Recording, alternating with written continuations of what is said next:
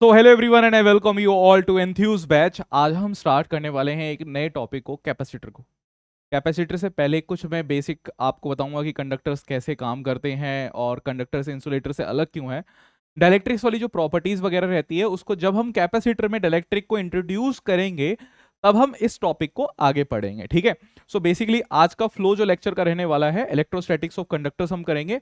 Dielectric and polarisation का थोड़ा सा बेसिक मैं आपको बताऊंगा और कैपेसिटेंस एंड कैपेसिटर का काम करेंगे इस डाइलेक्ट्रिक एंड पोलराइजेशन वाले टॉपिक को। फिर जैसे ही हम कैपेसिटेंस में इसको ऐड करेंगे तब वहां पे जाके इसको कंप्लीट करेंगे, ठीक है।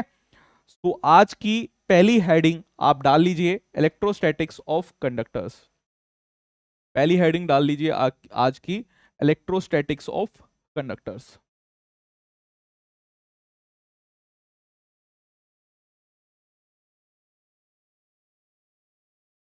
Electrostatic of conductors.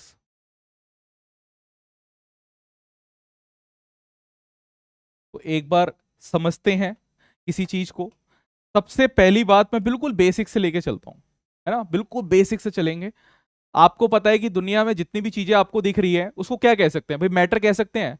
एक साइंटिफिकल वे में हम क्या चीज कह सकते हैं कि दुनिया में जितनी भी चीजें आपको दिख रही हैं वो सब क्या है? मैटर है। तो मैं बोल सकता हूं कि हाँ जी, हमारे पास मैटर होता है।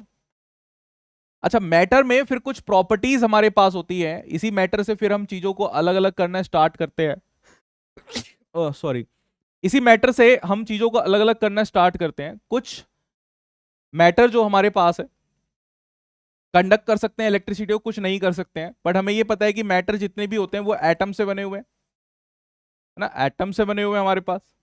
अब एटम्स में भी अगर मैं बात करता हूं यहां पे मैटर की, तो एक मैं बात कर रहा हूं कि मैटर अगर मेरे पास कैसा है, सॉलिड मटेरियल अगर मेरे पास है, मैटर मतलब मटेरियल भी।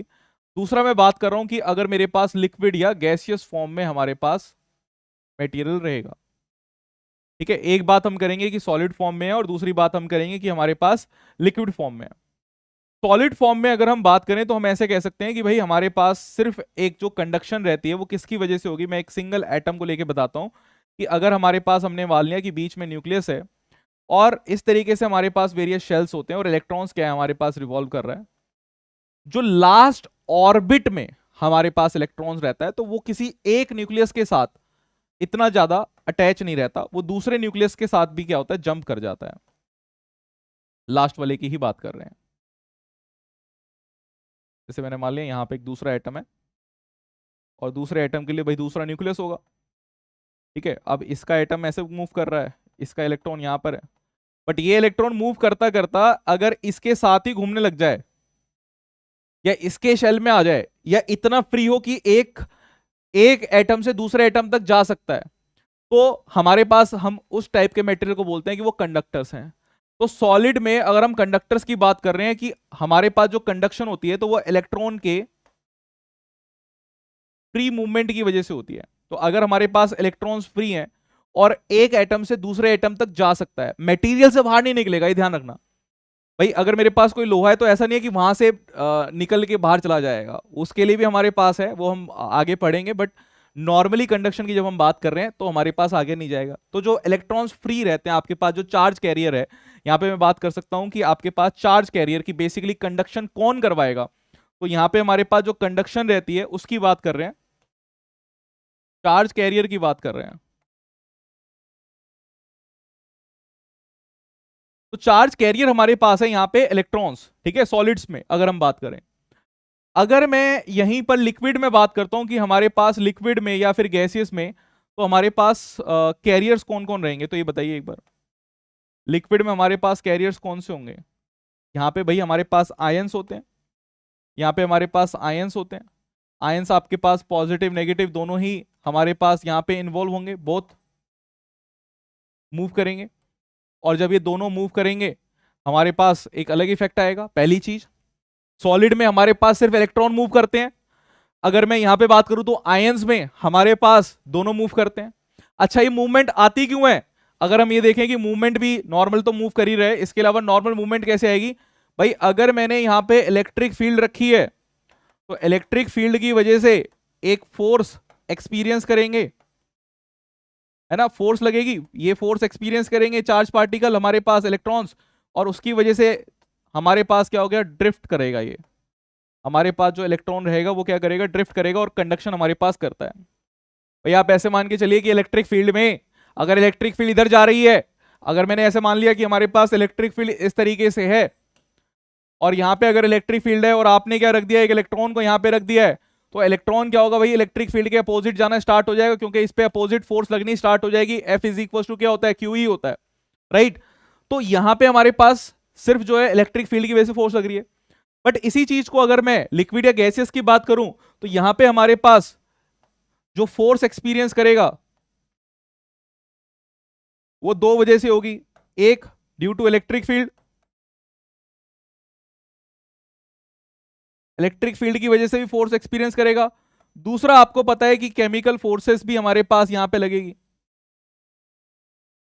केमिकल फोर्स भी यहां पे लगेगी। भाई केमिकल फोर्स क्या है, भाई पॉजिटिव नेगेटिव चार्जेस हमारे पास है, आयंस है, वो मूव कर सकता है, पॉजिटिव नेगेटिव दोनों मूव कर सकता है, तो उसकी वजह से भी हमारे पास मूवमेंट होगी। तो हमारे सिलेबस में बेसिकली हम इस पे फोकस करेंगे नहीं, लिक्विड और गैसेस पे, बट ये बेसिक आइडिया आपको होना चाहिए, because this is mentioned in the NCERT. तो एक थोड़ा सा आइडिया आपको होना चाहिए कि लिक्विड और गैसेस का हमारे पास क्यों अलग है। केमिस्ट्री में आप पढ़ते हैं, इलेक्ट्रोकेमिस्ट्री में पढ़ते हैं कि नहीं पढ़ते हैं, ठीक है। यहां पे हमारे पास केमिकल फोर्सेस भी रहती हैं, आई होप कि आपको चीजें पता है, राइट। चलिए अब आगे बढ़े, हाँ चलिए अब इसी में आगे बढ़ते हैं। और इलेक्ट्रोस्टैटिक्स ऑफ कंडक्टर्स की हम बात कर रहे हैं, तो इसमें क्या क्या इंपॉर्टेंट पॉइंट्स आपके पास आएंगे, मैं कुछ पॉइंट्स आपको बताता हुआ चलूंगा, और ये पॉइंट्स आपको कॉन्सेप्ट वाइज बहुत अच्छी तरीके से समझने हैं। मल्टीपल टाइम्स ऐसा होगा कि आपके क्वेश्चंस में इनका बहुत बड़ा रोल रहेगा। आपके जितने भी जेई एडवांस के क्वेश्चंस होते हैं उसमें काफी बड़ा रोल रहता है इनका, ठीक है। ठीक है प्रवीण, लिक्विड और गैसेस की बात मैंने यहां पर करी थी कि लिक्विड और गैसेस में हमारे पास जो कैरियर्स होते हैं वो दोनों आयंस है, पॉजिटिव नेगेटिव। दो फोर्सेस यहां पे लगती है, इलेक्ट्रिक फोर्स भी लगेगी और दूसरी केमिकल फोर्स भी लगेगी। सिलेबस में है नहीं, बट ये बेसिक आइडिया होना चाहिए। सॉलिड्स की अगर मैं बात करूं, सिर्फ हमारे पास इलेक्ट्रॉन्स ही मूव करते हैं, फ्री कैरियर्स यही है जिसकी वजह से मूवमेंट हमारे पास हो रही है, इसी के बारे में हमें पढ़ना है, ठीक। आगे आते हैं। अब इलेक्ट्रोस्टैटिक्स ऑफ कंडक्टर्स की अगर मैं बात करूं, तो पहली चीज हमारे पास है कि electric field inside, electric field inside a conductor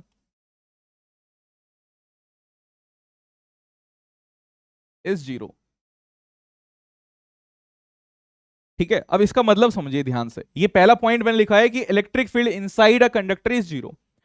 अब मेरे पास जो कंडक्टर हो, मैं कोई भी कंडक्टर यहां पे ले सकता हूं, किसी भी शेप का ले सकता हूं। मान लीजिए कि एक वायर मैंने ले लिया, मैंने एक स्फेयर यहां पे ले लिया, ठीक है।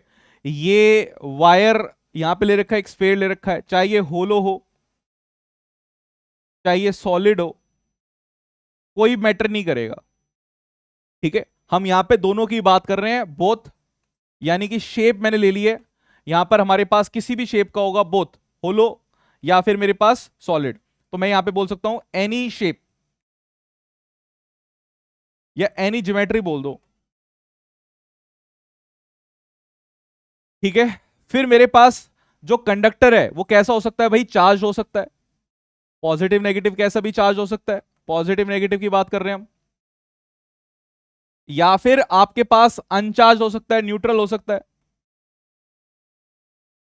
या फिर आप कह सकते हैं प्लेस्ड इन इलेक्ट्रिक फील्ड हो सकता है,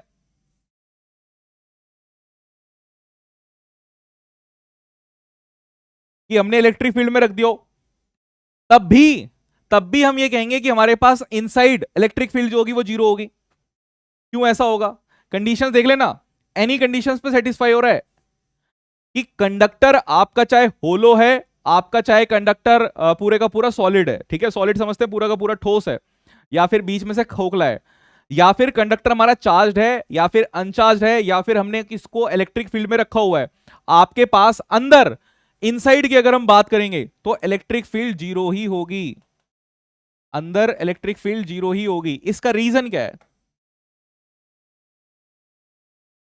रीजन हमारे पास ये है कि all charges resides on the surface. क्योंकि भाई कंडक्टर हमारे पास कैसा है, कंडक्ट कर सकता है, जैसी चार्ज आएगा कंडक्ट करना स्टार्ट होगा, मूव कर सकता है, फ्रीली मूव करते हैं कंडक्टर में हमारे पास चार्ज कैरियर। तो जैसे ही दो चार्जेस आएंगे, दो चार्जेस मेरे पास रेपल करना स्टार्ट होंगे तो सरफेस पे पहुंच जाएगा। ठीक है, मतलब आप मान लीजिए कि कोई भी मेरे पास यहां पे मैंने माना, इधर एक एग्जांपल लेते हैं, मान लेते हैं कि हमारे पास ये एक सॉलिड ही मान लेता हूं कि मेरे पास सॉलिड स्फेयर है, और इस पर मैंने क्या करा भैया, एक चार्ज रख दिया यहां पे क्यू। अब ये क्यू चार्ज आपने रखा है, ये धीरे धीरे धीरे धीरे क्या होगा, ये इस सरफेस पे पहुंच जाएगा और सरफेस पे डिस्ट्रीब्यूट हमारे पास हो जाएगा। इनिशियली तो हम ये कह सकते हैं कि हमारे पास इनिशियली की बात कर रहे हैं कि इनिशियली तो ये चार्ज यहां पर है, फिर ये तुरंत मूव करेगा, बिकॉज कंडक्टर अलाउ करता है movement of charges, right. Conductor allow करता है मूवमेंट ऑफ चार्जेस, तो चार्जेस मूव करेंगे और हमारे पास सरफेस पे आ जाएगा, चार्जेस सारे के सारे सरफेस पे रहेंगे, तो अंदर कोई भी चार्ज हमारे पास बचेगा नहीं। अगर अंदर कोई चार्ज बचेगा नहीं तो फिर भाई किस बात का गॉस लॉ अगर मैं अंदर लगा दूंगा, तो अंदर अगर कोई चार्ज है नहीं, थोड़ी देर के बाद इनिशियल, अगर मैंने माना कि मेरे पास इनिशियल सेटअप ये था, फाइनल सेटअप थोड़ी देर के बाद कैसा हो जाएगा,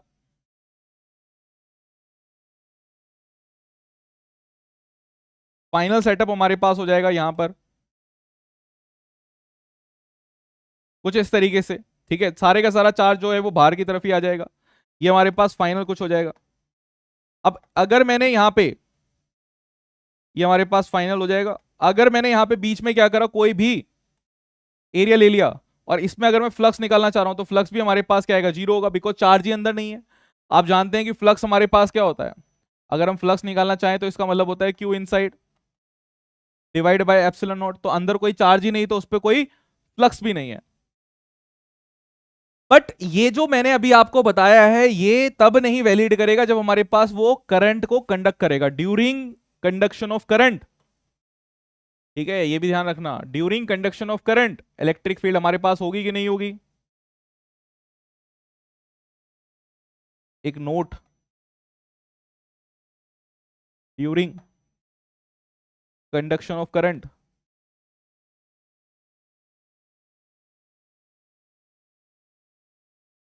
इलेक्ट्रिक फील्ड इनसाइड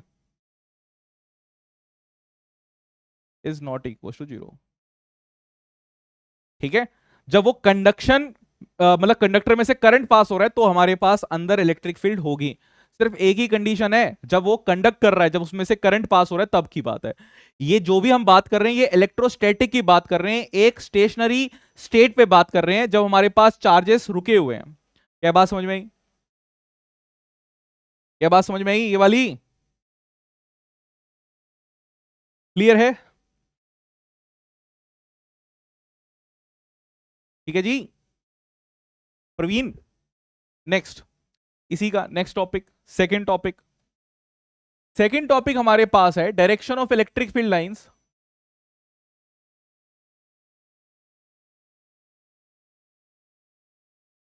जो हमारे पास होगी, it is perpendicular to the surface.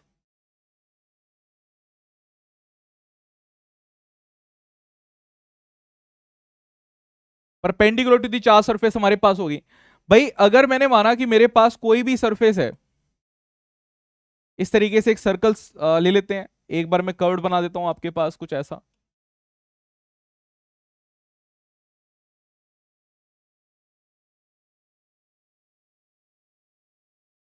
ठीक है, दो सरफेस मेरे पास हैं, दोनों पे हमने कहा कि चार्ज हमने प्रोवाइड कर दिया, तो चार्ज जो होगा वो बाहर ही आ जाएगा हमारे पास। तो मैंने मान लिया कि बाहर चार्ज आ गया हमारे पास, और इस पे जो चार्ज है हमारे पास वो क्यू चार्ज है। ठीक है, इस पे भी मान लेते हैं भाई नेगेटिव चार्ज ले लेते हैं कि नेगेटिव चार्ज हमारे पास आ गया यहाँ पे।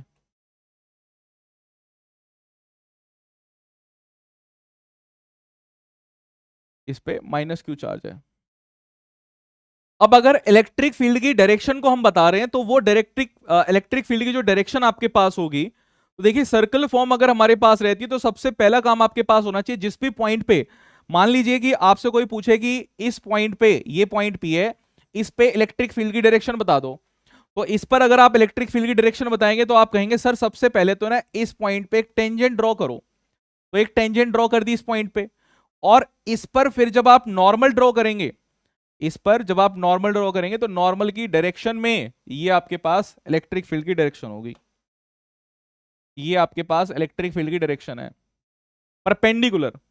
अच्छा ऐसा क्यों है, वाई, कि हमारे पास ये परपेंडिकुलर ही क्यों रहेगी, थीटा हमेशा 90 डिग्री क्यों होना चाहिए इलेक्ट्रिक फील्ड का? क्योंकि अगर मैंने ये कहा कि अगर मेरे पास ये परपेंडिकुलर नहीं होती, यहां पे मैं पॉइंट ले लेता हूं हाइपोथेटिकल पॉइंट क्यू पॉइंट, और यहां पे मैं मानता हूं कि ऐसे है, और अगर इलेक्ट्रिक फील्ड परपेंडिकुलर नहीं होती, किसी एंगल पर यहां पर होती, कोई थीटा एंगल अगर मेरे पास होता, तो अगर थीटा एंगल यहां पर हमारे पास होता तो इस थीटा एंगल को आप रिजॉल्व कर सकते थे कि नहीं कर सकते थे? आप इसे रिजॉल्व कर सकते थे एक्स डायरेक्शन में, इसको रिजॉल्व कर सकते थे वाई डायरेक्शन में। इसको आप रिजॉल्व करते तो इस साइड आपके पास फोर्स आती ई कॉस थीटा, और इस तरफ आपके पास फोर्स आती ई साइन थीटा, मतलब ये इलेक्ट्रिक फील्ड आती। अगर इलेक्ट्रिक फील्ड आपके पास आई है तो इस पॉइंट पे अगर कोई चार्ज रखा है तो उस चार्ज पे फोर्स लग रही होती, होता कि नहीं होता? If electric field lines is not perpendicular, आपके पास ये परपेंडिकुलर नहीं होती, then there will B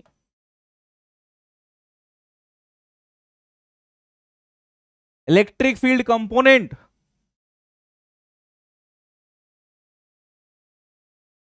then there will be electric field component, electric field का कोई ना कोई कंपोनेंट होता टुवर्ड्स द टेंजेंशियल डायरेक्शन,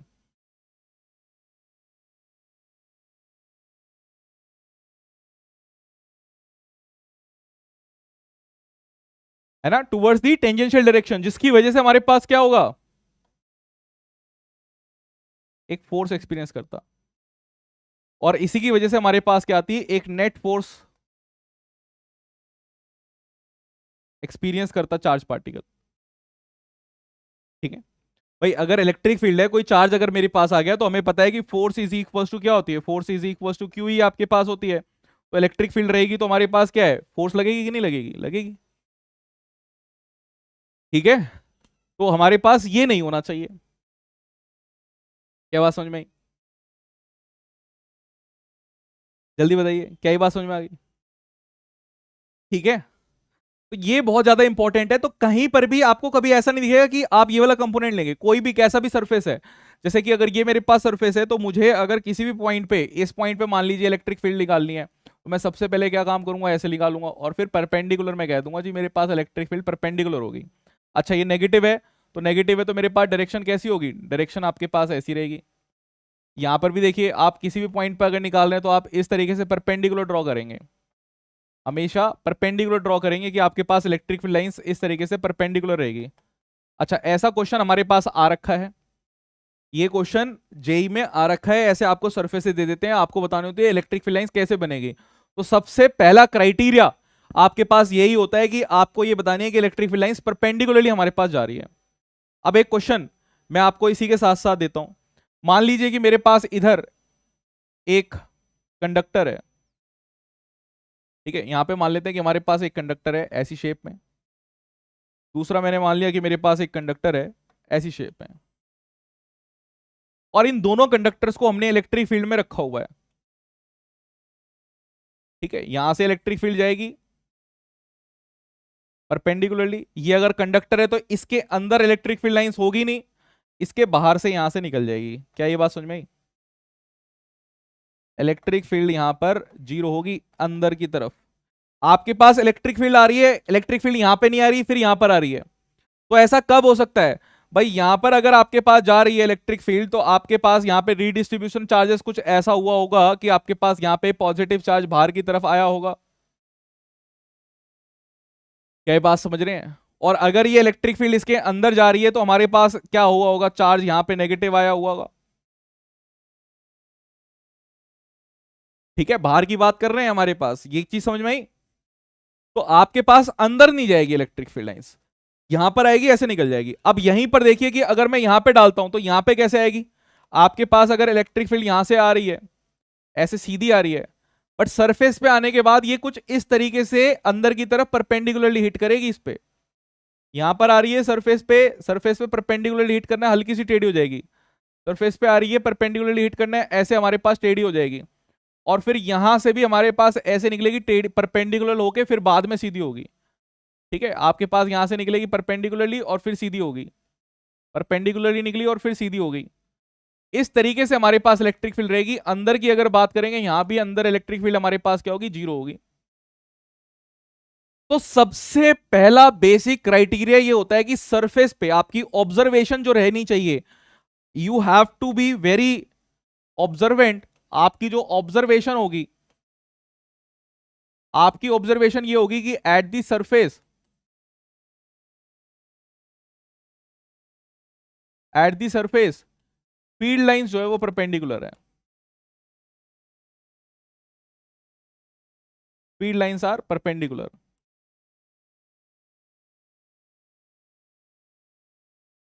ठीक है, ये आपके पास होना चाहिए। क्या बात सुन में आई? ठीक है, तो ये आपकी मेन ऑब्जर्वेशंस होनी चाहिए जो हमारे पास काफी ज्यादा काम करेगी कि आपके पास क्या चीज यहां पर चल रही है। ठीक है जी, क्या बात समझ में आ गई? डन। चलिए, अब ये सेकंड पॉइंट था जो मुझे बताना था। थर्ड पॉइंट आपके पास है कि there is no excess charge.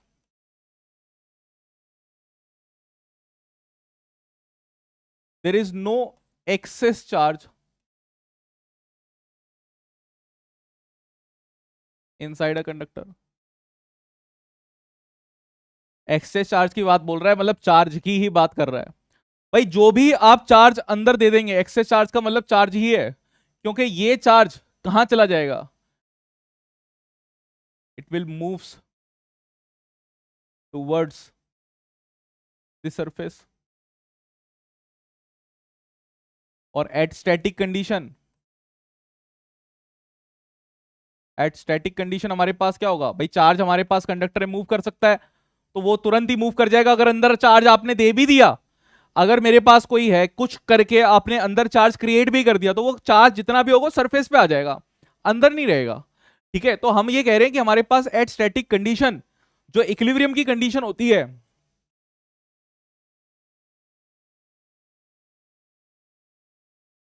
All charge जो होगा वो रिसाइड करेगा ऑन द सरफेस।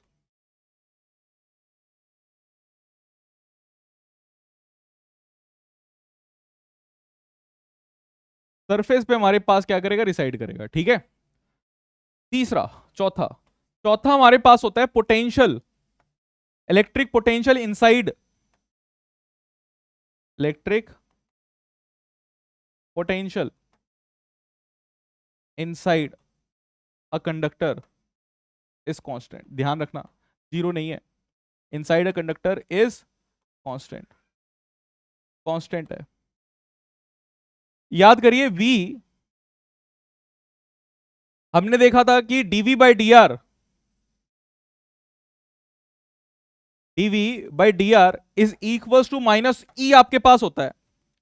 अगर मैंने कहा कि ये मेरे पास जीरो है, इसका मतलब मैं ये कह सकता हूं कि हमारे पास dv by d are zero है।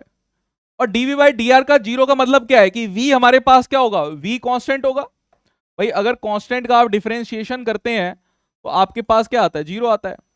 अब कोई कहेगा सर v भी तो जीरो हो सकता था, हो सकता था, बट हमारे पास जो चार्जेस हैं उस चार्जेस की वजह से पोटेंशियल अंदर रहती है, पोटेंशियल खत्म नहीं होती। इनसाइड अ कंडक्टर पोटेंशियल रहती है, वो पोटेंशियल जीरो नहीं है। आपके पास जो इलेक्ट्रिक फील्ड है वो जीरो है। कैसे बताएं इसके लिए, इसके लिए मैं एक एग्जांपल लेता हूं। मान लेते हैं कि हमारे पास एक कंडक्टर है। ठीक है, ये कंडक्टर हमारे पास है, इस कंडक्टर पे जो भी चार्ज होगा बाहर की तरफ होगा।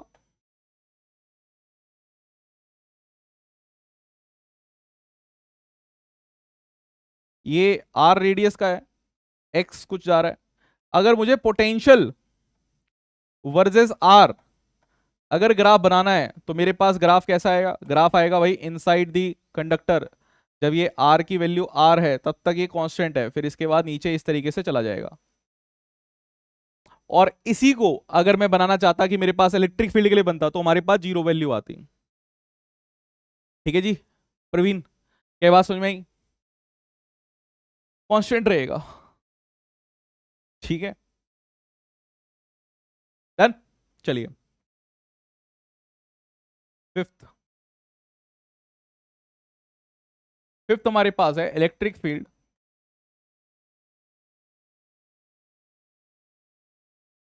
आउटसाइड दी सरफेस क्या होगी? तो electric field outside the surface की अगर हम बात करेंगे तो ई जस्ट आफ्टर दी सरफेस आपके पास होती है सिग्मा बाय एप्सिलॉन नॉट। ये आपके पास रहती है सिग्मा बाय एप्सिलॉन नॉट। और नेक्स्ट आपके पास काफी important topic electrostatic shielding. Next आपके पास काफी ज्यादा इंपॉर्टेंट टॉपिक इलेक्ट्रोस्टैटिक शील्डिंग। देख रहे हो आप, मैं उल्टे से भी लिख सकता हूं, सीधे से भी लिख सकता हूं। है आपके अंदर ये टैलेंट, है आपके अंदर टैलेंट। इलेक्ट्रोस्टैटिक शील्डिंग, ठीक है।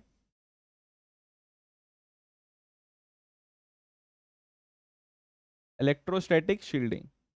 अच्छा, उल्टे से और सीधे से लिखने से बहुत फायदा रहता है, आपका दिमाग जो होता है वो ज्यादा तेज चलता है। अब इलेक्ट्रोस्टैटिक शील्डिंग का क्या हमारे पास मतलब है उसको समझिए। भाई शील्डिंग का मतलब क्या होता है? शील्ड होती है। शील्डिंग का अगर मैं मतलब समझू तो इसका मतलब क्या है? शील्ड, प्रोटेक्ट करना। तो ऐसा हमारे पास कैसे हम इलेक्ट्रिक फील्ड से बचाव कर सकते हैं? इलेक्ट्रोस्टैटिक शील्डिंग का मतलब क्या है? इलेक्ट्रिक फील्ड से बचाव। बहुत से डेलिकेटेड सिस्टम्स हमारे पास होते हैं, आपने देखा भी होगा। अभी तो पुराने जमाने में क्या होता था, हमारे पास एंटीना चलते थे, तो पुराने एंटीना जो रहते थे उसमें अगर कंप्यूटर का मतलब अगर फोन आता था, टेलीफोन अगर आता था, तो एकदम से ना वो टीवी ऐसे बोलने लग जाता, जू जू जू जू जू, तो हमें पता लग जाता था किसी का फोन आने वाला है। या कोई इलेक्ट्रॉनिक डिवाइसेस भी रहता है, जैसे कि अभी मेरी आवाज जो आपको आ रही होगी, एक मिनट रुकिए, क्या बोलना चाह रहे हो? अभी भी जो आपको मेरी आवाज आ रही है, हाँ वो तो मैं हूं। आपको जो मेरी आवाज आ रही है, तो इस आवाज में भी कई बार आपको क्या लगता होगा कि नॉइज आने लग जाती होगी, है ना? जैसे कल कल वाले में तो आ रही होगी, ये वाला माइक तो काफी अच्छा है। कल ये चल नहीं रहा था इसका पोर्ट, तो मैंने नया पोर्ट लिया आज। तो आपको कल वाले में आवाज आ रही होगी, नॉइज आ रही होगी। तो कई बार नॉइज होती है कि आसपास जो दूसरे इलेक्ट्रिकल इंस्ट्रूमेंट्स हैं उनकी वजह से भी नॉइज आने लग जाती है। अब हमें बहुत बारी क्या होता है, प्रोटेक्ट करके रखने पड़ते हैं डिवाइसेस को, कि इलेक्ट्रिक फील्ड, बाहर की जो इलेक्ट्रिक फील्ड है उससे हमारे पास प्रोटेक्शन हो। मैग्नेटिक फील्ड से कई बार प्रोटेक्शन की हम बात कर रहे हैं, अभी आज हम इलेक्ट्रिक फील्ड से प्रोटेक्शन की बात कर रहे हैं। तो हमें यह पता है कि अगर हमें कभी भी किसी चीज को प्रोटेक्ट करना है इलेक्ट्रिक फील्ड से, तो बेस्ट वे क्या है कि अगर मैं कंडक्टर का एक केज ले लूं, ये काम करने के लिए हम क्या काम कर सकते हैं, एक फेरेडे केज ले सकते हैं। फेरेडे केज क्या होती है? फेरेडे केज, फेरेडे केज हमारे पास है मेटल का मेटल की केज। कुछ भी करके आप मेटल का एक डब्बा ले लीजिए, ठीक है। जैसे लाइटनिंग होती है, अरे अभी तो बारिश का मौसम है और ये चैप्टर आता भी तब है। लाइटनिंग होती है हमारे पास, तो जब लाइटनिंग होती है, तो अगर मान लो कि बिजली कड़क रही है और आपको बचना है बिजली से, तो क्या आप कार के अंदर अगर रहेंगे तो इलेक्ट्रिक फील्ड कितनी होगी? जीरो होगी। इनसाइड दी कार आपको शॉक लगेगा ही नहीं, भारी बाहर रहेगा सरफेस के अंदर, आपके पास इलेक्ट्रिक फील्ड पहुंचेगी नहीं। ठीक है, ये बात समझ रहे हैं? तो आप कैसे भी करके अगर आपने केज बना ली है,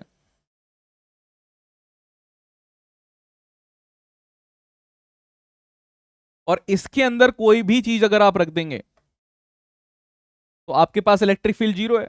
इसके अंदर कुछ भी डिवाइस रख दो, उस पर कोई भी असर नहीं पड़ेगा इलेक्ट्रिक फील्ड का। तो अब तुम कहोगे सर इसका यूज क्या है? अरे भैया, कई बार हमें अगर कोई प्रैक्टिकल करना है, कोई हमें बहुत ही बड़ा एक्सपेरिमेंट करना है, हम चाहते हैं कि बाहर कोई चार्ज पार्टिकल अगर हमारे पास है तो उसका इन्फ्लुएंस नहीं आए। अब चार्ज पार्टिकल बहुत सारे होते हैं, इवन आपकी बॉडी चार्ज हो जाती है। आप चल रहे हो, आपको नहीं पता लग रहा कि आपकी बॉडी चार्ज है, आप जैसे ही किसी दूसरे पर्सन को टच करोगे एकदम से शॉक लगेगा, अरे यार बड़ी तेज टकरा गया। होता है कि नहीं होता? आपने फील किया होगा। जो चिमनी होती है, जो घरों में चिमनी लगी होती है, तो वो जब उसमें से धुआं निकलता है, हमारे पास चिमनियों का जब धुआं निकलता है, तो उसमें भी सेम ऐसी चीज हमारे पास होती है कि चिमनी में से धुआं निकल रहा है, और धुआं जो होता है वो चार्ज होता है, आपके पास चिमनी के साथ चिपक जाता है। अगर वो चार्ज नहीं हो तो चिपकेगा नहीं। ठीक है, तो चिमनी इसी चीज पे काम करती है। हमारे घर पे जो चिमनी लगी रहती है वो भी, और जो इंडस्ट्री में लगी होती है चिमनी वो भी, ताकि धुएं में जितने भी हमारे पास केमिकल सब्सटेंसेस हैं वो सारे के सारे क्या हो, चिपक जाएं। ठीक है, और गाड़ी की सर्विस भी इसलिए करवाई जाती है कि हमारे पास जो ये चार्जेस जो प्रोड्यूस कर रहे हैं, जो गैसेस हैं, उनको हम ज्यादा से ज्यादा वहीं पर कैप्चर कर लें, गाड़ी से बाहर ना निकाले वो।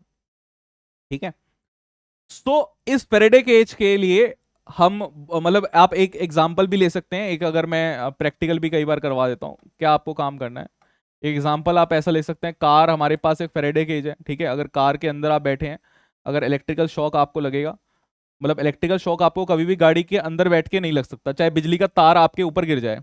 यहाँ पे हमने मान लिया कि तार यहाँ पर गिर गया है, इलेक्ट्रिक वायर अगर हमारे पास यहाँ पे गिर गया है, तो भी आपके पास क्या होगा, तो भी आपके पास आपको अंदर करंट नहीं लगेगा। ये अगर इवन इलेक्ट्रिक वायर रहेगा, अंदर पर्सन जो होगा वो प्रोटेक्टेड रहेगा, ठीक है। इवन इलेक्ट्रिक वायर मैंने यहां पे लिया आपकी, मैंने कहा कि बिजली भी कड़क रही है, अगर लाइटनिंग भी हो रही है तो उस लाइटनिंग से भी बच जाएगा, ठीक है, क्योंकि केज का काम करेगा, राइट। और इसको आप टेस्ट कर सकते हैं, एल्यूमिनियम फॉइल जो होती है जिससे खाने को पैक किया जाता है, अगर आप टिफिन विफिन स्कूल में लेके जाते हो, तो जो आपका मोबाइल रहता है, उस मोबाइल को अगर आप क्या कहते हैं एल्यूमिनियम फॉइल में अगर पैक कर दोगे, तो आपके मोबाइल में सिग्नल नहीं आएंगे, वो कह देगा आउट ऑफ कवरेज एरिया। या आप एक काम कर सकते हो, अगर आपके घर में लोहे की अलमारी है, तो लोहे की अलमारी में जब आप मोबाइल को अंदर रख देते हो, तो भी ये काम हो जाता है कि आपके मोबाइल में बोलेगा आउट ऑफ कवरेज एरिया, ठीक है। फिर आपने देखा होगा कई बार जो पुरानी लिफ्ट होती थी, आजकल तो लिफ्ट रहती है उसमें शीशे लगे रहते हैं, आर पार दिखता है, बट जो पुरानी लिफ्ट होती थी वो लोहे की बनी रहती थी। तो उन लिफ्ट में भी ऐसा होता था, जैसे ही आप लिफ्ट के अंदर जाओगे आपके मोबाइल के सिग्नल खत्म हो जाएंगे। तो मोबाइल के सिग्नल खत्म क्यों हो रहे हैं, बेसिकली आपको वो जो कंटेनर है वो आपको प्रोटेक्ट कर रहा है किसी भी इलेक्ट्रिक मैग्नेटिक फील्ड से। तो जब वो इतनी प्रोटेक्शन वहां पर आ जाती है, तो आपके अंदर मतलब कैसे सिग्नल्स ट्रांसपोर्ट होंगे, ट्रांसपोर्ट ही नहीं हो पाएंगे। क्या बात समझ में आई? Is it clear my dear Praveen Kumar? ठीक है।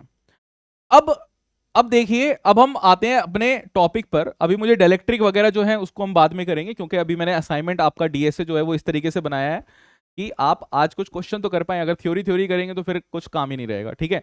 तो चलिए आइए आज का लेक्चर जो है उस पे आते हैं और पढ़ते हैं कैपेसिटेंस को। Capacitance and capacitor.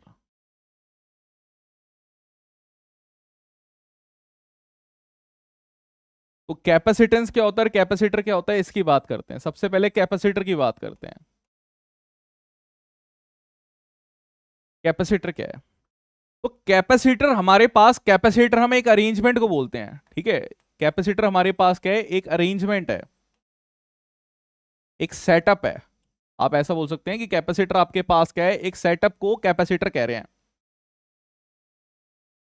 जैसे डाइपोल हमने देखा था कि नेगेटिव और पॉजिटिव चार्ज एक साथ आ जाते हैं, तो उसको क्या कहते हैं, उसको डाइपोल कह देते हैं। ऐसे स्पेशल नाम है, फैंसी नाम है, साइंटिस्ट जो होते हैं बहुत फैंसी नाम देते रहते हैं, आपके सिंपल नहीं चलते हैं, थोड़े से फैंसी नाम देने पड़ते हैं ताकि नॉर्मल जनता से अलग लगे। तो वैसे ही हमारे पास एक कैपेसिटर क्या है, एक सेटअप है।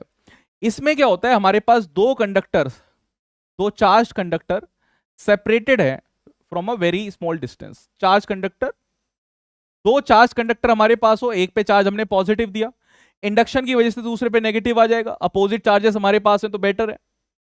तो आपके पास दो conductor separated by a small distance, जिनके बीच में डाइलेक्ट्रिक आपके पास होगा। डाइलेक्ट्रिक मतलब कि एयर, आप मान लीजिए कोई भी इंसुलेटर टाइप का आपके पास मटेरियल रहेगा। अगर इस तरीके की अरेंजमेंट हमारे पास है, कैसा, एक कंडक्टर हमारे पास है, इसको मैं लिख रहा हूं कंडक्टर 1, इसको मैं लिख रहा हूं कंडक्टर 2। तो two charge conductor separated by a small distance, हमारे पास इस अरेंजमेंट को कहते हैं कैपेसिटर। क्या बात समझ में आई? तो ऐसी अरेंजमेंट तो हम बहुत तरीके से कर सकते हैं।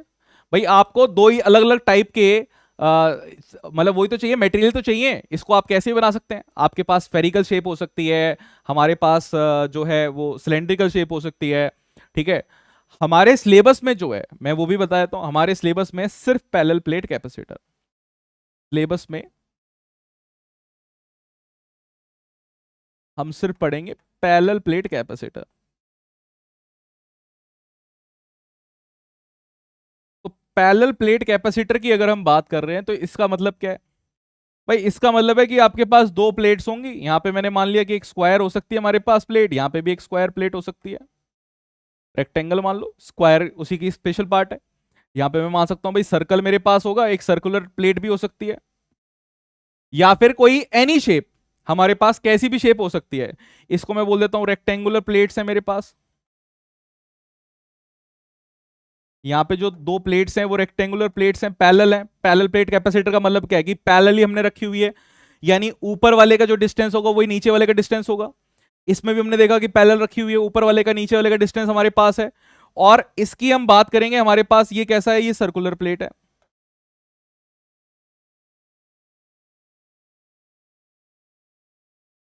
ठीक है, एक स्फेरिकल कैपेसिटर हम और करेंगे।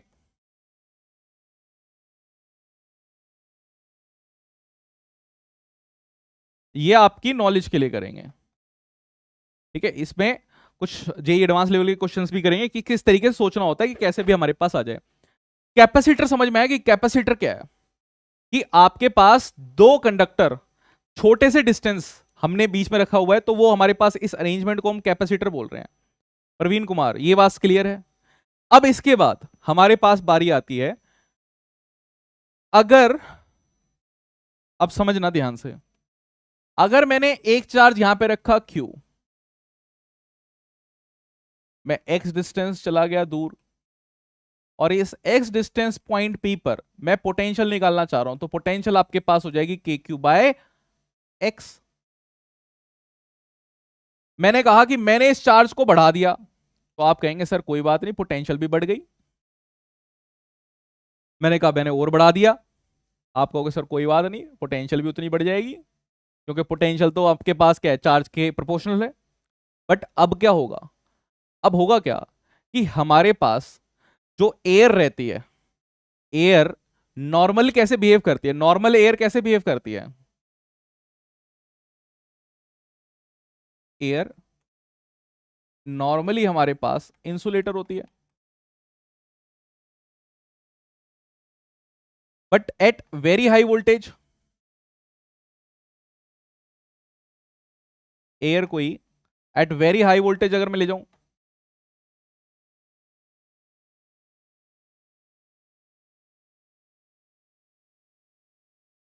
ठीक है, अगर मैं बहुत बहुत बहुत हाई वोल्टेज पर अगर हूं, तो हमारे पास ये कैसे बिहेव करेगी भाई, तो ये कंडक्टर की तरह बिहेव करने लग जाती है। तो ये जो इसका नॉर्मल से हाई वोल्टेज के कोई एक वोल्टेज तो होगी जिसके ऊपर ये काम करने लग जाए। भाई ऐसा तो नहीं है कि हमारे पास तुरंत ही काम करने लग जाएगी। तो इसको कहते हैं ब्रेक डाउन वोल्टेज। क्या कहते हैं भाई, जहां पर हमारे पास ये एयर जो थी वो इंसुलेटर थी, एयर जो नॉर्मल एयर हमारे पास थी वो इंसुलेटर थी, और जैसे ही वो इंसुलेटर से कंडक्टर हमारे पास बन गई, तो कैसे बनी, कुछ ब्रेकडाउन हुआ होगा, तो इसे ब्रेकडाउन वोल्टेज कहते हैं। यहां पे हमारे पास अगर ये ब्रेकडाउन वोल्टेज से आपने ऊपर डाल दी ऐसी वोल्टेज जिसमें आपने एयर का जो घमंड था कि भाई मैं तो इंसुलेटर हूं, मैं नहीं कंडक्ट करूंगी, वोल्टेज आई बहुत बड़ी, तुरंत निकल गई। भाई ये ऐसे है, आप कहें कि मैं नहीं करूंगा ऐसा काम, मैं नहीं करूंगा, किसी ने बहुत ज्यादा प्रेशर कर दिया आपके ऊपर, आप कहेंगे तुरंत करूंगा, है ना। पुलिस वाले क्या करते हैं, कई लोग बोलते हैं भाई हमने नहीं किया, हमने नहीं किया, पुलिस वाला एक डंडा मारता सटाक, तुरंत कहता हाँ भाई मैंने किया, मैंने किया। ऐसा ही हमारे पास अगर वोल्टेज बहुत ज्यादा बढ़ जाए, बहुत ज्यादा बढ़ गई वोल्टेज, तो बहुत ज्यादा वोल्टेज अगर हमारे पास बढ़ गई है तो ये क्या करता है, कंडक्ट करना स्टार्ट कर देता है। इसको बोलते हैं breakdown voltage. 3 × 10⁻⁸ volt metre हमारे पास रहती है, बट अभी उस वैल्यू की इतनी इंपॉर्टेंस नहीं है। आप बस ये समझिए कि हमारे पास यहां पे जो एक चार्ज को मैं स्टोर कर सकता हूं उसकी लिमिट है, बिकॉज अदरवाइज क्या होगा, ये जो चार्ज यहां पर है, अगर ये एयर ही कंडक्ट करने लग जाए तो ये चार्ज यहां पे रुकेगा क्या। अरे अभी आपने पढ़ा कि कंडक्टर में चार्ज रुकता नहीं है, चार्ज चला जाता है सरफेस पे, तो ये चार्ज यहां रुकेगा क्या, स्टैटिक रहेगा क्या, नहीं रहेगा, चार्ज घूमने लग जाएगा, आगे चला जाएगा, लीक हो जाएगा। तो हम एक चार्ज को जो हमारे पास रखा हुआ है लिमिटेड अमाउंट में ही स्टोर कर सकते हैं, ऐसा नहीं अनलिमिटेड स्टोर कर सकते हैं। तो भाई अब मैं इस पॉइंट पी पर पोटेंशियल को कम करना चाहता हूं, तो अगर मैं पोटेंशियल कम करना चाहूं तो मैं एक काम कर सकता हूं कि मैंने क्यू चार्ज जो यहां पे लिया है, ये जो एक्स डिस्टेंस पे पी पॉइंट है, अगर मैं इसी के सामने एक नेगेटिव चार्ज भी प्लेस कर दूं, तो अब यहां पे पोटेंशियल क्या होगी, डिक्रीज होगी कि नहीं होगी। भाई ये पोटेंशियल आपके पास डिक्रीज हो जाएगी अगर मैंने सामने इसी के सामने एक नेगेटिव चार्ज को रख दिया है तो, क्योंकि पोटेंशियल क्या होती है, के क्यू बाई एक्स, नेगेटिव वाले की माइनस में आएगी, दोनों को ऐड करेंगे तो हमारे पास क्या हो जाएगा, वो कम हो जाएगी, तो पोटेंशियल आपके पास कम हो जाएगी। तो यानी कि अगर मुझे ज्यादा चार्ज को स्टोर करवाना है तो मुझे दो अपोजिट चार्जेस आमने सामने रखने पड़ेंगे, तब जाके स्टोर हो सकता है। ये बताइए, ये समझ में आ रहा है? अगर मुझे ज्यादा चार्जेस स्टोर कराने तो मुझे आमने सामने अपोजिट चार्जेस रखने पड़ेंगे, तो मैं स्टोर ज्यादा करवा सकता हूं। अब स्टोर कैसे करवाते हैं उसको भी देखेंगे। क्या बात समझ में आई? जल्दी बोलिए भाई, क्या ये बात क्लियर है? चलिए,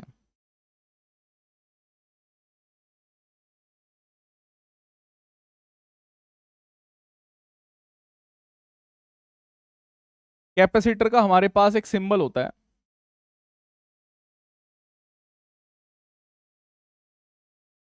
इस तरीके से यूज करेंगे, स्मॉल सी से हम डिनोट करेंगे। अब ध्यान से सुनना, हम बात कर रहे हैं कैपेसिटेंस की।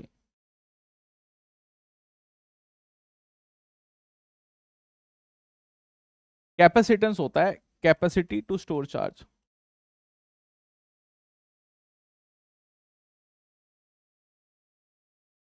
कितना चार्ज ये स्टोर कर सकता है, ठीक है? जैसे वाटर टैंक हमारे पास होता है, आपकी मैं कैपेसिटी पूछूं कितना पानी आप पी सकते हैं, आप कहें सर मैं 1 लीटर 2 लीटर पानी है ना पी जाऊंगा। या आपके घर में जो ऊपर टैंकी रखी होगी है ना, उसमें अगर आप बोलेंगे तो उसमें आप कहेंगे कि सर 1000 लीटर की है, 2000 की है, 5000 की है, 10,000 की है, भाई इतना ही होगा क्वांटिटी, है ना? तो ऐसे ही ये जो कैपेसिटेंस है बेसिकली ये बताता है कैपेसिटी की कितना चार्ज आप स्टोर कर सकते हैं। मान लीजिए कि मेरे पास यहाँ पे एक कैपेसिटर है, पैरेलल प्लेट्स रखी हुई है। एक प्लेट को मैंने पॉजिटिव चार्ज किया है, दूसरी प्लेट मेरे पास नेगेटिव चार्ज है।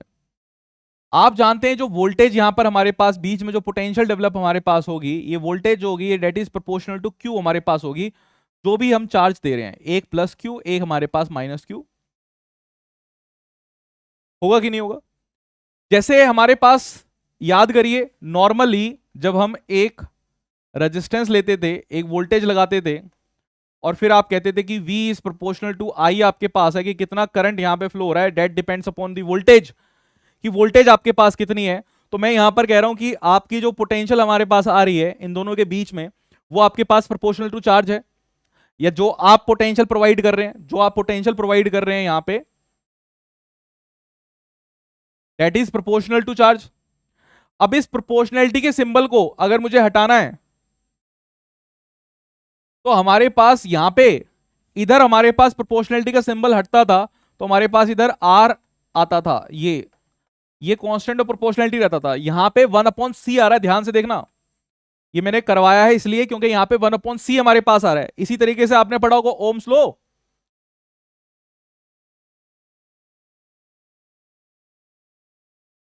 तो V is proportional to Q कह सकता हूं मैं, चार्ज है हमारे पास, V is equal to 1/CQ।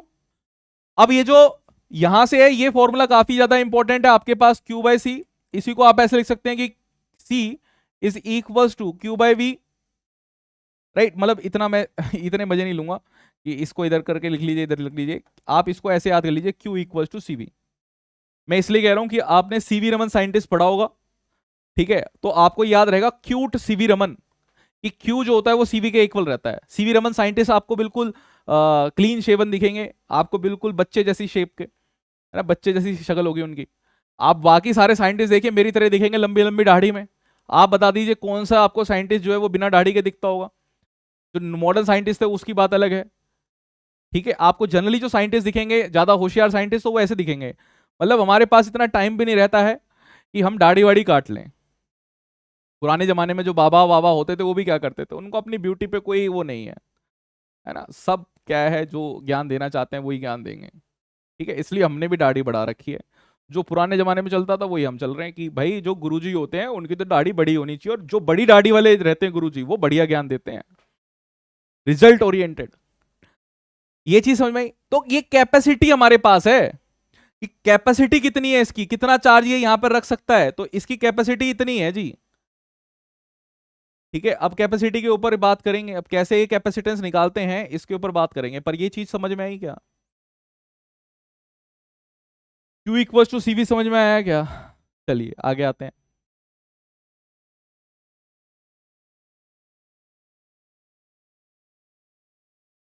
Calculation of capacitance.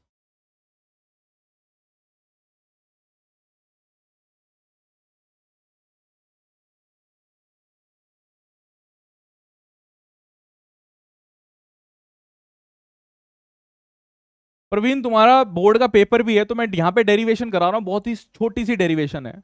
मैं डेरिवेशन के हमेशा स्टेप्स बताता हूँ कि कैसे हम यहाँ पे कैपेसिटेंस को कैलकुलेट करेंगे। आपको बस याद रखना है champion of electric field and potential, हमारे पास बिल्कुल लास्ट चैप्टर चल रहा है ये, कैपेसिटर जो इलेक्ट्रोस्टैटिक्स के बाद खत्म हो जाएगी। आप अब चैंपियन बन जाएंगे। चैंपियन किस चीज के बन जाएंगे? इलेक्ट्रिक फील्ड एंड पोटेंशियल के। भाई ये दो चीजें तो पढ़ी है और इन्हीं का हमें चैंपियन पढ़ना है।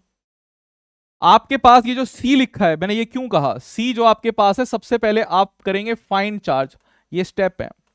सबसे पहले आप चार्ज निकालेंगे कि चार्ज कितना है आपके पास, ठीक है। सेकंड आपके पास स्टेप है कि आप इलेक्ट्रिक फील्ड फाइंडर करेंगे कि इलेक्ट्रिक फील्ड कितनी है।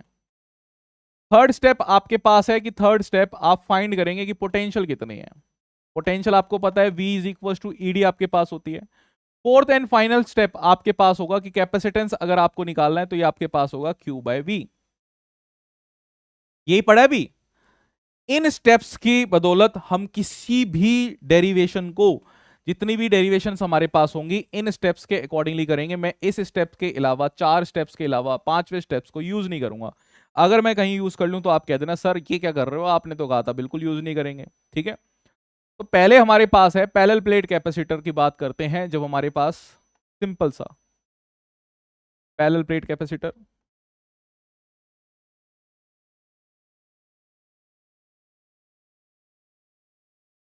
तो मैंने माना कि मेरे पास एक पैरेलल प्लेट कैपेसिटर है जो इस तरीके से हमारे पास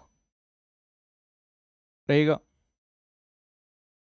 इन प्लेट्स का जो एरिया है वो हमारे पास ए है, क्योंकि हम डेरिवेशन कर रहे हैं तो ये एरिया ए मैंने इसलिए लिया है क्योंकि रेक्टेंगुलर भी हो सकता है, सर्कुलर भी हो सकता है, कैसा भी हो सकता है। एरिया मेरे पास ए है। एक एक साइड की जो प्लेट्स है उसको मुझे पॉजिटिव चार्ज देना पड़ेगा, तो इसको मैंने कह दिया जी सिग्मा है। दूसरी प्लेट जो है इसको नेगेटिव चार्ज देना पड़ेगा, तो इस पे मैंने कह दिया जी माइनस सिग्मा चार्ज हमारे पास है, ठीक है। इन दोनों के बीच का जो सेपरेशन हमारे पास है, प्लेट के बीच का सेपरेशन, वो डी है। इसी को हम ऐसे भी दिखाते हैं।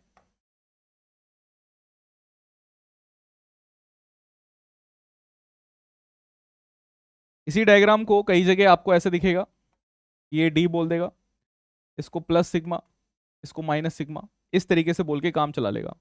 मुझे यहाँ पे एरिया भी दिखाना था तो मैंने इस तरीके से दिखाया, ठीक है। सबसे पहला स्टेप हमारे पास क्या है? चार्ज निकालना। अगर ये शीट थी तो मैं बोल सकता हूं कि sigma is equal to q by A होगा। जल्दी बोलिए। मुझे सबसे पहले चार्ज निकालना था तो चार्ज मेरे पास क्या होगा? सिग्मा ए होगा। भाई इसमें किसी को कोई डाउट? परवीन भाई, अगर मेरे पास ये सरफेस एरिया है तो सरफेस चार्ज डेंसिटी हमारे पास होगी। सरफेस चार्ज डेंसिटी क्या होती है? Charge divided by area. तो चार्ज यहां से निकालूंगा, सिग्मा ए आ गया। First step done.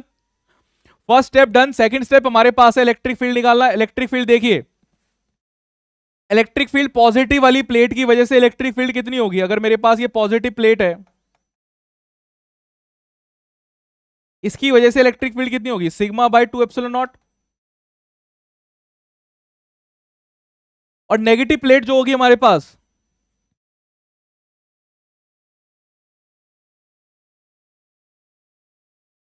नेगेटिव वाली प्लेट की वजह से भी कितनी होगी? Sigma bye 2 epsilon not.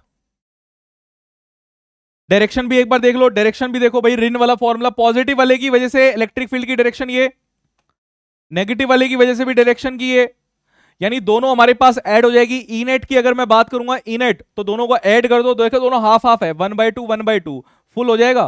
तो ई नेट के लिए मैं बात कर सकता हूं कि इलेक्ट्रिक फील्ड हमारे पास हो जाएगी sigma by epsilon naught. Second step हमारे पास done. First step, second step, third step क्या है जी? थर्ड स्टेप हमारे पास है वेद।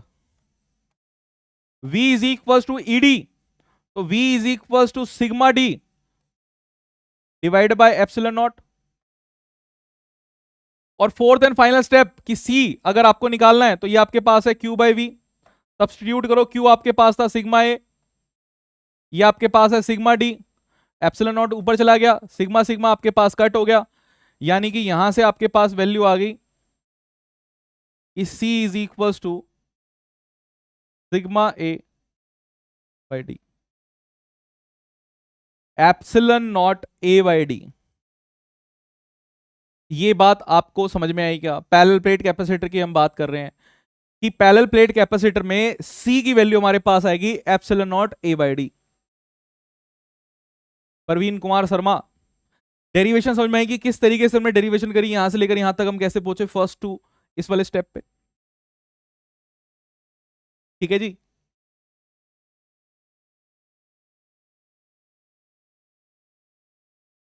आई होप यहां तक की बातें क्लियर हैं। आगे आते हैं इसी में। Second,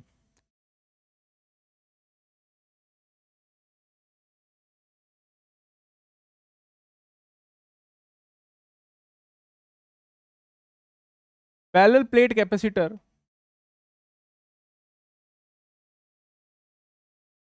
with dielectric slab. अगर हमारे पास कोई डाइलेक्ट्रिक स्लैब होगी तो कैसे निकालेंगे?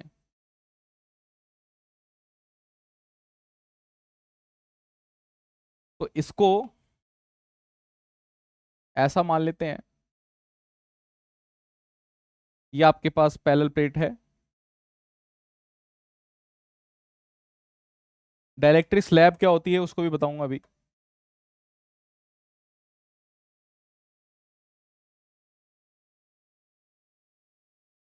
अभी के लिए आप ये मान के चलिए कि डाइलेक्ट्रिक स्लैब हमारे पास क्या होती है, कि इंसुलेटर है। अभी के लिए फॉर अ टाइम बीइंग आप मान के चलिए कि डाइलेक्ट्रिक हमारे पास एक इंसुलेटर होता है जिसके अंदर से चार्जेस मूव नहीं कर सकते हैं।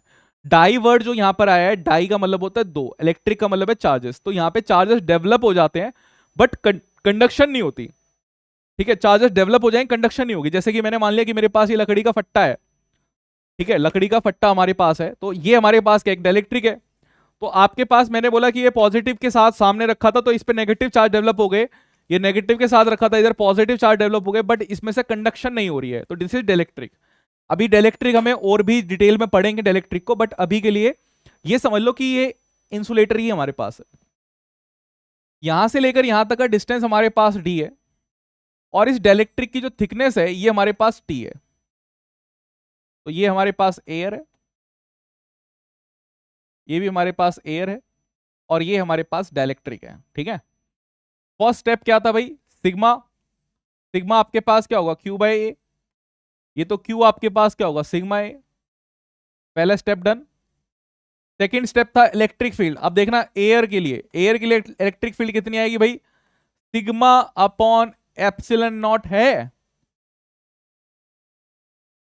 अब मैं डायरेक्टली लिख रहा हूं, दोनों का आपको पता है, पॉजिटिव वाले की और नेगेटिव वाले की ऐड करेंगे तो आपके पास ये आएगी कि नहीं आएगी। तो मैं दोनों की आपके पास इसी तरह लिख रहा हूं, तो आपके पास आएगी सिग्मा बाय एप्सिलन नॉट।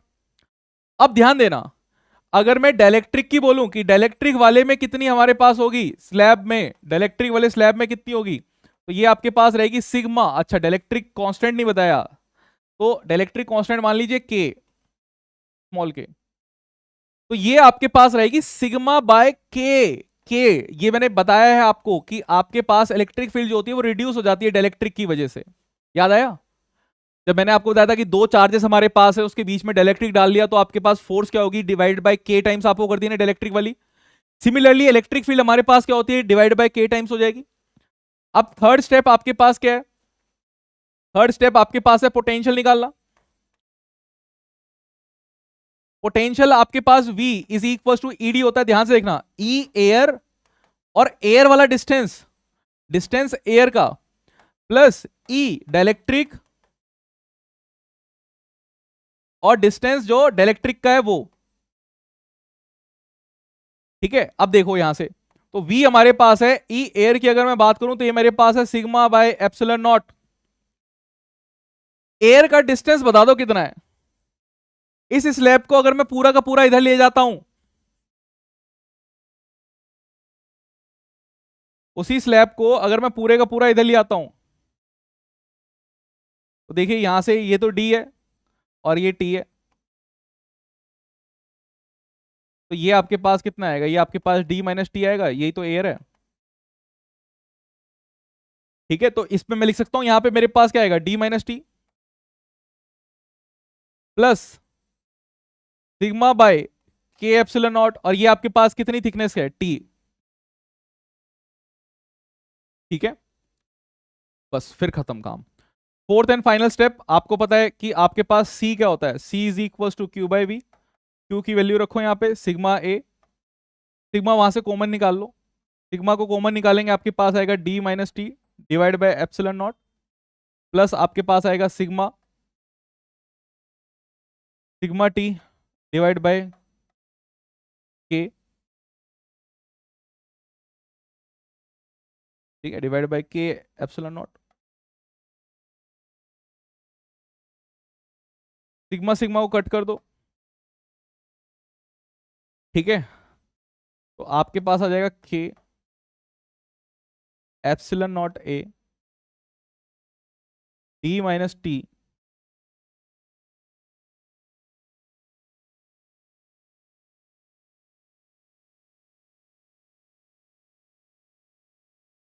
या एक काम करते हैं, इसको इसी फॉर्म में लिख देते हैं।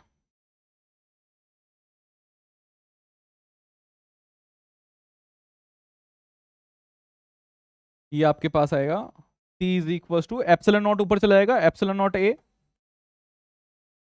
D minus T plus T by के।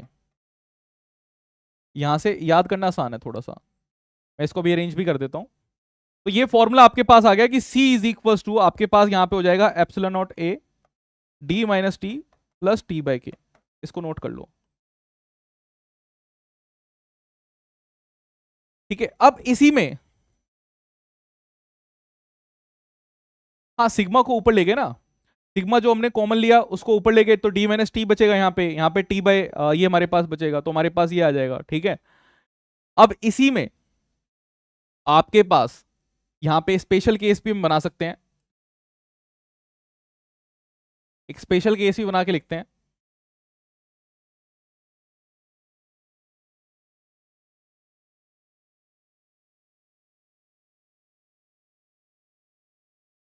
स्पेशल केस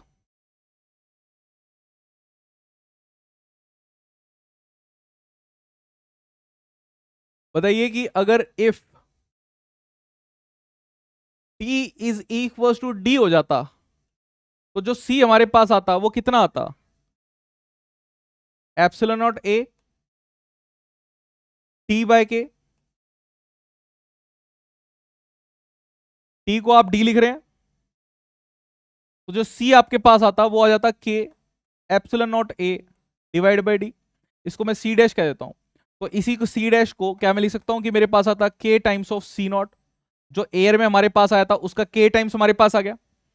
यानी जब आप डाइलेक्ट्रिक को डालते हैं तो आपके पास कैपेसिटेंस क्या होता है, इंक्रीज हो जाता है, के टाइम्स इंक्रीज हो जाता है कैपेसिटेंस। क्या ये बात समझ में आई? जल्दी से इसको उतार इसको उतार लीजिए, फिर क्वेश्चंस करते हैं, ठीक है, डन है। बस ये डेरिवेशंस हमारे पास थी। अब एक चीज और करनी है, पूरी क्लास 12th में, पूरी क्लास 12th में आपको कुछ लोड्स पढ़ने हैं। लोड्स आपके पास रहेंगे आर एल और सी। आर और एल सिमिलर टाइप के लोड होते हैं, सिमिलर सिमिलर बिहेव करते हैं। ये जो सी है ये है चिंटू चुलबुला, ये जो सी है ये है चिंटू चुलबुला, चमन चुलबुला, ये थोड़ा सा चुलबुला है, ये उल्टा चलता है, अपोजिट चलता है। जैसे ये चलेंगे उसके अपोजिट चलेगा। कहने का मतलब क्या है, आर और एल क्या होता है वो भी मैं बताता हूं भाई। ये तो रेजिस्टेंस आपके पास होता है, रेजिस्टेंस इस तरीके से हमारे पास बनता है, इसको रेजिस्टेंस कहते हैं। रेजिस्टेंस तो पड़ा हुआ है, ये शेप आपको दिखेगी, रेजिस्टेंस दिखेगा। ये आपके पास इंडक्टर होता है, इंडक्टर कहते हैं इसे। ये आपके पास कैपेसिटर है। तो ये तीन लोड आपको पढ़ने हैं, तीनों लोडों को किस तरीके से हैंडल करते हैं। मैं ये जिस तरीके से मतलब हमारे पास अगर क्लास 12th के बेसिस पे क्वेश्चंस आते हैं, ये तीनों लोड आपको दिखेंगे, आपको बहुत अच्छी तरीके से हैंडल करने आने चाहिए। कैसे हैंडल करते हैं उसको भी देखिए। हमारे पास RLC आ गया, ये तो आपको पता लग गया। अगर मैंने कहा कि हमारे पास कॉम्बिनेशन की अब बात करते हैं, कैसे चलता है।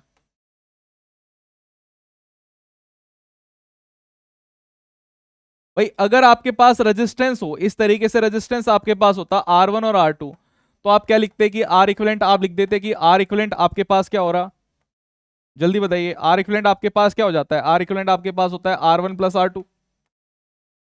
यहां पर ध्यान से देखना, अगर मैंने कैपेसिटर लगा दिया जी, कैपेसिटर C1 और कैपेसिटर C2, आप इसको उल्टे तरीके से ऐड करेंगे क्योंकि यह है चिंटू चुलबुला।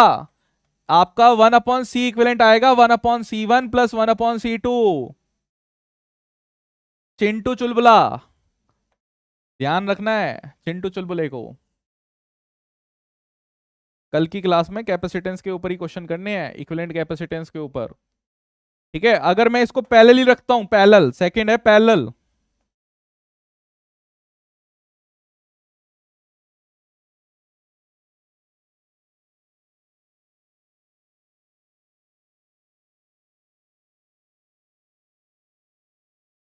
तो 1/R इक्विवेलेंट आपके पास किसके बराबर हो जाएगा? 1/R1 प्लस 1/R2 के बराबर,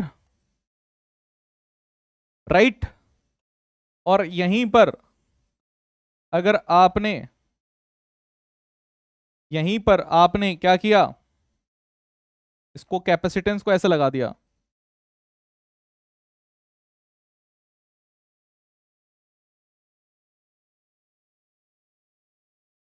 C1 और C2, तो C इक्विवेलेंट आपके पास किसके बराबर हो जाएगा?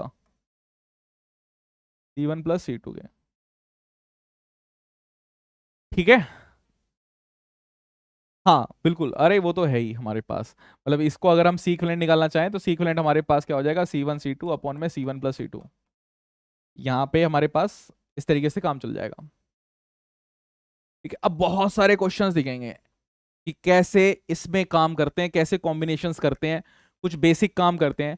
कैपेसिटर्स की, अच्छा यूनिट मैंने बताई नहीं, कैपेसिटेंस की यूनिट आपके पास क्या होती है भाई?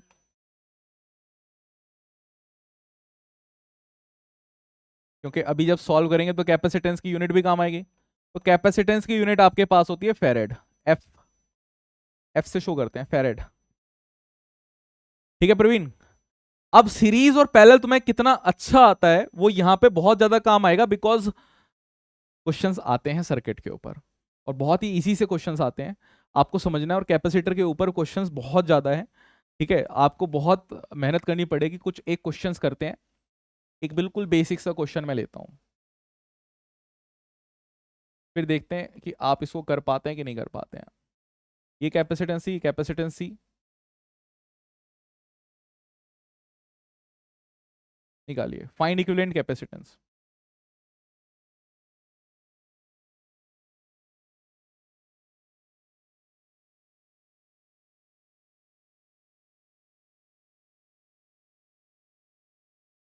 Find equivalent capacitance.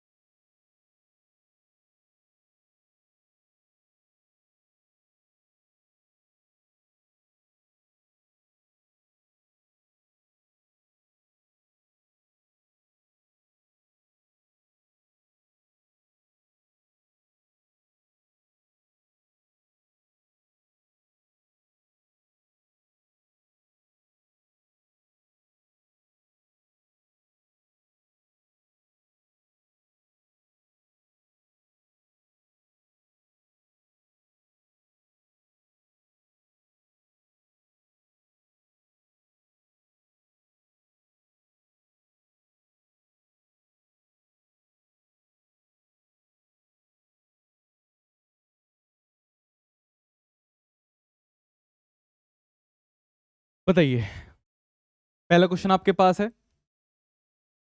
सी हमारे पास है, सी इक्विवेलेंट कितना होगा? किस तरीके से देखेंगे सी इक्विवेलेंट? अगर हमें देखना है तो किस तरीके से देखेंगे? ए और बी के बीच में हमें निकालना है सी ए बी।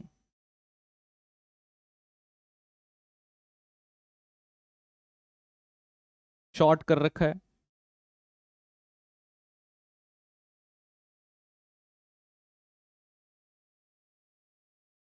कैपेसिटेंस को शॉर्ट हमने कर रखा है,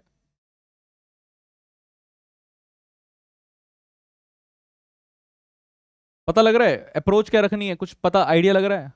भाई ये वाला मेरे पास पॉइंट है और ये वाला मेरे पास पॉइंट है, अगर ये दोनों पॉइंट मेरे पास हैं तो ये दोनों पॉइंट सेम है। ठीक है, ये दोनों पॉइंट मेरे पास सेम है तो मैं इसको ऐसे रख सकता हूं, थोड़ा सा देखना मैं मॉडिफाई करके बना रहा हूं इसको। इसी वाले सर्किट को मैं ऐसे भी बना सकता हूं कि मेरे पास ये सी, ये सी और ये सी, ये दोनों सेम ही है। और आपके पास सी इक्विवेलेंट क्या आ जाएगा, सी इक्विवेलेंट मेरे पास आ जाएगा यहाँ पे 3C। तीनों पैरेलल में, पैरेलल में तो तीनों ऐड हो जाएंगे।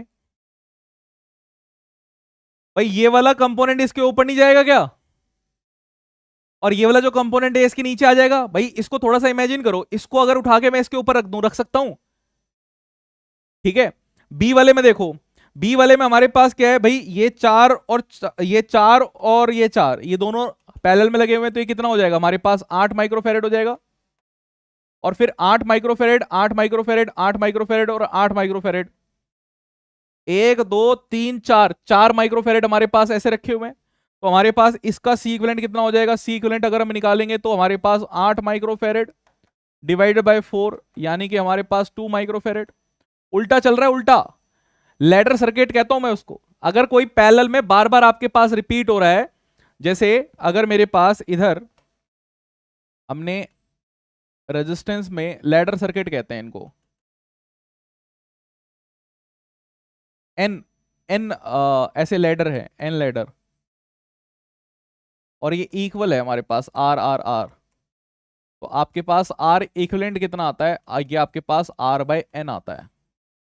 कैसे कहने का एग्जाम्पल देखिए, एग्जाम्पल हमारे पास रहता है, जैसा अगर ये 6 ओम है,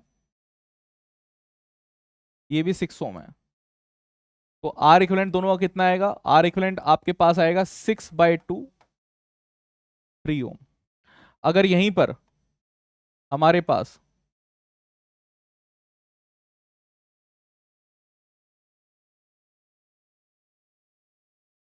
फोर ओम, 4 ओम और 4 ओम ऐसे होता, तो आर इक्विवेलेंट कितना आता हमारे पास, 4/3। ठीक है, तो दिस इज हाउ कि हम सॉल्व करते हैं। ऐसे ही सेम चीज, मतलब ये सेम चीज हमारे पास कैपेसिटेंस में क्या होगा भाई, कैपेसिटेंस में हमारे पास उल्टा चलेगा। कैपेसिटेंस में जब आपको सीरीज कैपेसिटेंस दिख जाए, है ना, इसी का छोटा भाई, मतलब आपको कैपेसिटेंस में क्या होगा, कैपेसिटेंस में अगर आपको कैपेसिटेंस कुछ ऐसा दिखे,